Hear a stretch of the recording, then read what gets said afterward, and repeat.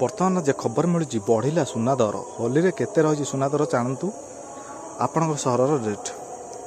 सुना प्रेमी बड़ खबर गतकाली सुना दर रेकर्ड भांगी बेले आज दर परिवर्तन देखा मिली जहाँ ग्राहकों को झटका देती। जदि आपण सुना अलंकार योजना कर खबर आपण मन गुरुत्वपूर्ण अटे। तेज आसतु जाना केउ सहर में केते सुना रेट रही। आज भारतीय बजार 22 क्यारेट सुनार 10 ग्राम रेट 22,310 टका रही बेले 24 क्यारेट रेट 89,790 टका रही और 22 और 24 क्यारेट रे मात्र 10 टका वृद्धि होगी। देश राजधानी नुआ दिल्ली 22 क्यारेट सुना 10 ग्राम रेट 82,460 टका थी बेले 24 क्यारेटर दाम 89,940 टका रही। 22 और 24 क्यारेट रे 10 टका बढ़ी। मायानगर मुंबई रे 22 क्यारेट सुना 10 ग्राम रेट 82,310 टका थी बेले 24 क्यारेट रेट 89,790 टका रही। 22 और 24 क्यारेट रे 10 टका वृद्धि होगी।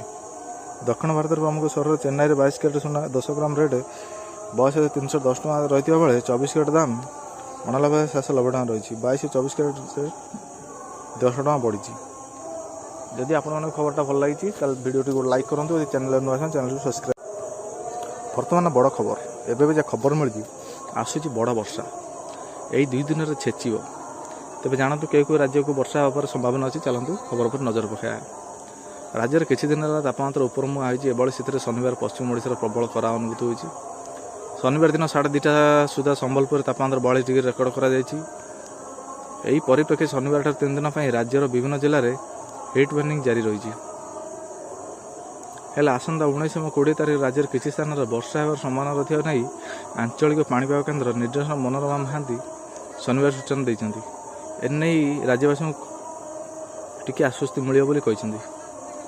राज्यर सुंदरगढ़ केन्दुझर मयूरभंज और बालेश्वर जिले में वर्षा होवर संभावना रही नहीं पाणीपाग विभाग पक्षर सतर्क सूचना जारी कर। आसंता 4 दिन पर्यंत राज्यर हिट वेव जारी रही। झारसुगुड़ा संबलपुर कलाहांडी रेल अलर्ट जारी कर।